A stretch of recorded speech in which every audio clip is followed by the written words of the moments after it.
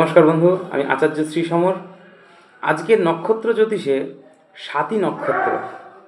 স্বাতী নক্ষত্র তুলা রাশিতে 6 ডিগ্রি 40 মিনিট থেকে 20 ডিগ্রি 0 মিনিট পর্যন্ত অবস্থান করছে।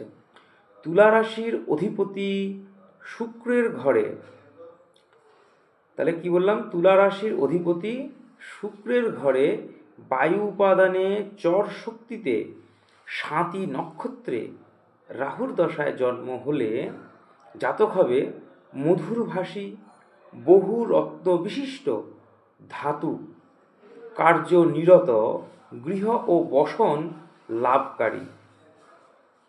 তবে জাতকের মধ্যে ভোগলিপ্সা থাকবে।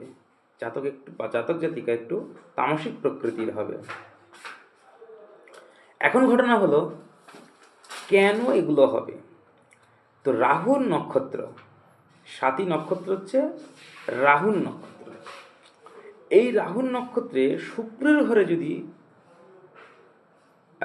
রাহুর নক্ষত্র, স্বাতী নক্ষত্রে শুক্রের ঘরে কোনো জাতক জাতিকা জন্মগ্রহণ করলে, অর্থাৎ স্বাতী নক্ষত্রে জন্মগ্রহণ করলে জাতকের মধ্যে অটোমেটিক্যালি এই ভোগ লিপ্সা চরিতার্থ করার একটা মানসিকতা কিন্তু বর্তাবে। রাশিচক্রে সপ্তমপতি এবং বায়ু রাশি হওয়ায় জাতক কিন্তু মধুরভাষী হবে। দ্বিতীয় ঘর থেকে ধাতু, তাহলে দ্বিতীয় ঘর থেকে ধাতু এবং রত্ন আদি বিচার করা হয়। শুক্রের ঘরে রাশিচক্র সাপেক্ষে সপ্তম হওয়ায় বসনভূষণ ও ধাতু লাভ হবে।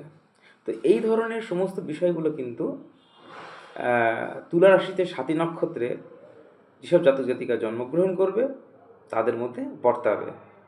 তো আজকের নক্ষত্র জ্যোতিষে আলোচ্য বিষয় কিন্তু এই পর্যন্তই।